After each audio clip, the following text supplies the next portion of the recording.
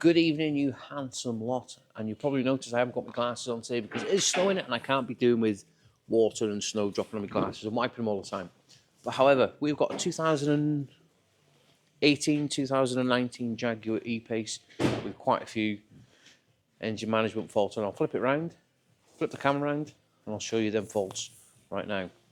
Now, I've already gone ahead and I've diagnosed this vehicle, and because we've had to order all the parts in for it, but I'll show you which one was the most concerning one, was this EGR recirculation insufficient flow.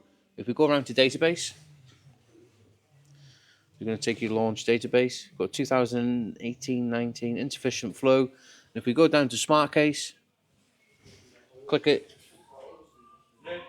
clogged diesel particulate filters, lots of stuff, and it is all because of this little filter which is blocked up, and it has caused the DPF to crack.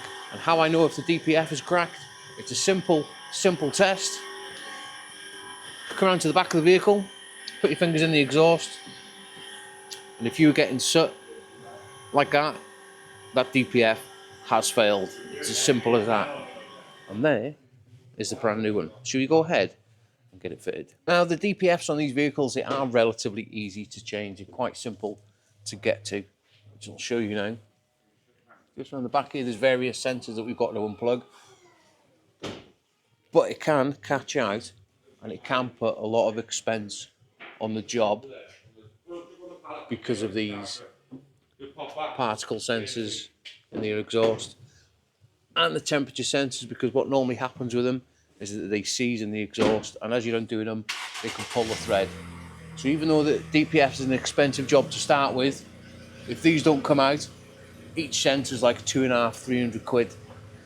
Could be an expensive job. Now, I think what the first thing we're going to do before we start taking that DPF off is try and get these sensors out, which is going to be easier while it's attached to the vehicle. But you've got something to hold to, and rather than it being the vice or something. But yeah, I think that's what we're going to do. I think. Right. Well, we've had a little go at getting these sensors off with a pickler. We have put a little bit of heat in it, but however, it is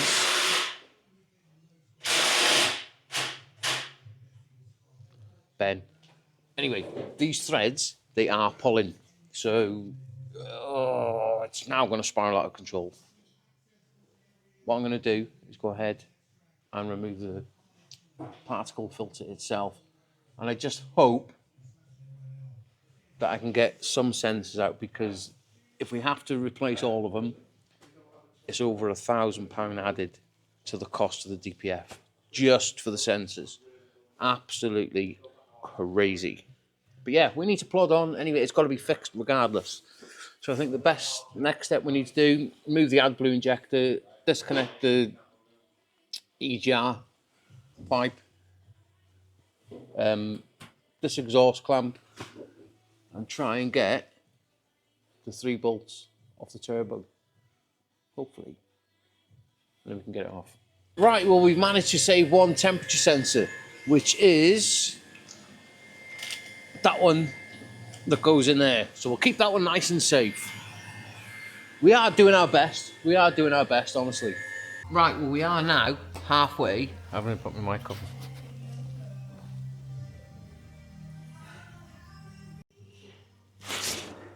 Is that better? That's better. Right, well, we are now almost getting the particulate filter off.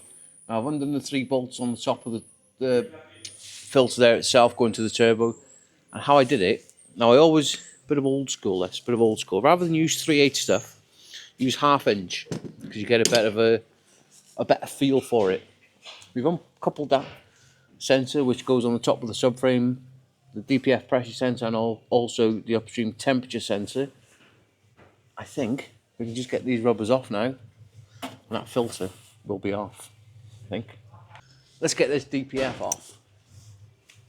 Now these pliers doing exhaust rubbers, they're absolutely insane. I have to be careful now. I'm going to have to drop them on the floor, I think. I would give Ben a shout, but he's preoccupied doing something. And there we go. That was one particulate filter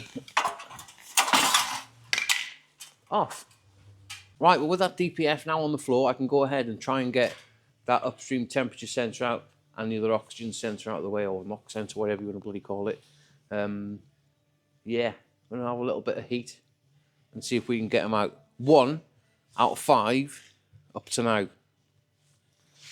It's a dear do. Expensive job. I feel so sorry for all the customers on these. I really do. Bad. Land Rover should say, right, it's our problem. Let's deal with it. Let's put every single one of them right. My opinion. Right, let's go ahead and see if we can get them out.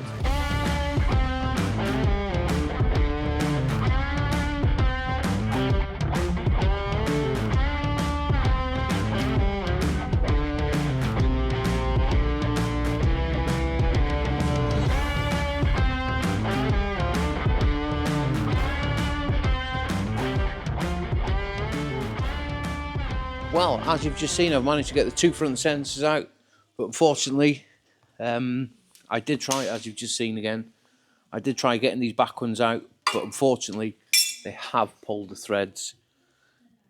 Well, we've got 3 out of 5 out, so yeah, that's some good news, some good news. I tell you what, I'm not going to lie, I've found it so hard today to remove from my little fire by my toolbox, but we have got that EGR cooler plate back on the back here. We're going to put the DPF on now. We've got a brand new gasket there. I put the 2 new sensors in now. A lot of people make a mistake of putting these absolutely murgeously tight. You generally just need to nip them up, and that is it. Should we go ahead and put this new DPF on? I think so. I tell a little Porky we're not ready to put it on just yet because we've got to swap the DPF pressure pipe off the old one onto the new one.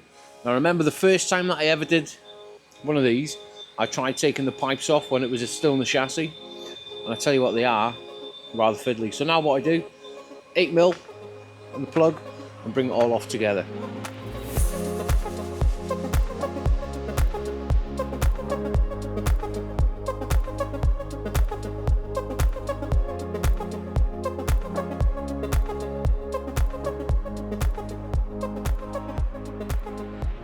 Just like magic, that DPF is now on. Now, I've left the AdBlue injector off because I want to do a test to see if it's adding or dosing the right amount tomorrow before we give it a big fire up. But yeah, I can't really do any more than what I've done until tomorrow. So it's been a busy day. I've been on and off this job because I've had other things going on. But yeah, I'm just going to put my tools away now, ready for the morning. And the reason why I put my tools away and I don't leave them out is because I know that I haven't lost any tools. But yeah, we will see you tomorrow. Well, we are into the next day and the sensors have turned up, and thankfully the snow is disappearing. I absolutely hate the snow, especially if you're a mechanic, because there's nothing worse than when it's dripping off the car down your neck. Anyway, should we get these sensors fitted? Now you can't get them mixed up, even though there is 2 of them. They are different size threads, so it's impossible to get them the wrong way round. Now, any knock sensors or oxygen sensors that you're putting into your exhaust, you don't need to go tight with them. See, that's nice and slack. Watch this. And that is plenty tight enough. They just need to be nipped up. Oh, I tell you what, I can't feel my little fingertips touching all this cold metal. Oh my God, I'm not used to this. I'm really not. I'm really not. But anyway, this exhaust is now on, and it is brand new. We've replaced all the gaskets wherever it needs gaskets, clamps wherever it needs clamps, and everything is done properly. Right, shall we drop it down and get the guys? Now, on all these newer vehicles, before we go plugging the diagnostics in, you do need a good power supply, because a lot of these modules now, they won't reprogram or reset unless it's seeing a specific voltage. And what I'm using is a little Ring Automotive, and that's going to supply that vehicle now with 14.5 volts as and when we need it. Right, let's grab the tab. I think we're going to be using the new launch Euro on this one. I think so. Now, with our ignition switched on, now this Euro is a completely new layout and a complete new platform for launching. I haven't really done a lot with it, so I'm going to have a little play with it and see what's going on. but it is incredibly fast. Wait for that to connect now. Now once it's all fully loaded up and we've done a full system scan, we're going to jump around to special functions, maintenance, powertrain, engine control, and we need to reset the DPF, the DPF pressure sensor, the NOx, and reinitialize the start for the AdBlue because it's got like 50 odd miles left or something. But yeah, let's get resetting. Right, well, the car isn't playing ball at all. So what? I've just had a little phone call with a friend of mine, and he was like, Baz, he said, have they filled the tank, the AdBlue tank? And I was like, probably, because the warnings come on, they've probably just brimmed it up. And he was like, nothing will play ball, and you won't be able to reset anything until you drain the AdBlue tank down and put a certain amount back in, reset it, and then fill it. This is an absolute ridiculous job. Absolutely pain. There is just no need for it whatsoever. You should have a little gauge on the side of your clock saying your level of AdBlue, rather than just a fault warning coming up saying, oh, bah. Do you know what I mean? That does my head in. But now I've got to go ahead now, drain this tank down, put some fresh AdBlue in it, prime and pressure test. There's a certain point, oh, it's a nightmare, it's a nightmare. Right, let's crack on. Now, genuinely, this is an absolutely stupid design. They have put a little drain pipe for you, but you have to drop the covers down. Oh, tell you what, it's a pain. So I've had to put a little bit of fuel pipe on it. I'm just letting it all drain into my little tank. Now, I have got some over my hands, and literally within a couple of minutes, that AdBlue is all crystallising. How can this be a good idea? Stupid. Absolutely stupid. Right, well, we've now drained everything out of the vehicle. Now the time for a little bit of AdBlue. Now, we're not going to put it all in. We're going to put about, I've been told, to put about 5 or 6 litres in and then reset it. Now, these are absolutely stupid design. Stupid designs. I guarantee you it'll leak and drip everywhere. Guarantee you. Every time. Look at dripping. Oh. Right, well, everything is now coupled up, and I'm hoping, no, it hasn't done it. Failed to complete. Right, I think what we need to do is take it down the road and let it calibrate itself. But we are going to have to go and put some fuel in it. Now, before we go taking it down the road, what I wasn't allowed to do before was check the actual level, obviously, because it's being over full. Now, you can just see the tolerances that we've got here. If it's 0.3 of a litre over the recommended level, we've got to drain it out. So this is how accurate it is, and it can be an absolute pain. What I was doing now is just checking the diesel. Calculating, it might take a little while. Honestly, you won't believe the amount of faff just for this. Oh, it's just a light. Turn it off, reset it. No, it doesn't work like that. 73%, 80%, 83%. Checking this level. Now, I wasn't allowed to do this before. It wouldn't go this far. But we're now in, and as we can see, we've got 7.8 litres, and it does say that we need to refill 8.2 litres. So I think we're going to go and put a little bit more in. Right, well, I have gone ahead now. We've topped a little bit more AdBlue up. We're just going in for the big measure now and see how much more we need to add. Like I said before earlier in the video, it'd be so much easier if they put a little gauge on the dashboard. I know some manufacturers do. I'm going to have to keep doing this, I think, until it is 100% and try and reset it then. See what happens. Right, we've got 11.8 litres in it and we need to refill it 4.2. Oh, right, well, I've finished topping it up now and look at that. Bear in mind, we have got a 0.3 tolerance. I think that's going to do. That's going to do. That's perfectly full. Let's put the cap on now and see what happens. Right, well, I've been down the road, put some fuel in it. All the NOx sensors are coming online. The tank level's perfect as it is. But the AdBlue light is still on. And I've been told it will clear after a good, it could be a 20-mile, 30-mile drive. And I haven't got time to be doing that. So I'm going to sort it out over the next couple of days. And I'm not going to drag this video on any longer.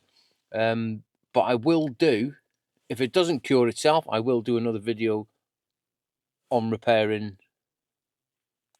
that light, if that makes sense. But yeah, I hope you've all enjoyed the video. I think I've got an old Transit Connect coming in now for a bit of a timing belt, water pump, alternator sort of noise. But yeah, these modern cars, I tell you what, they're an absolute nightmare. You know, it's the cost of things. But again, stupid design, DPF, EGR filter, AdBlue. It all mounts up and it's a costly repair. But however, this car will be sorted and I will update you either in my community or in a story or in another video. Anyway, hope you've enjoyed the video. If you have, please click that like and subscribe, and I will definitely see you on the next. Let's get it sent.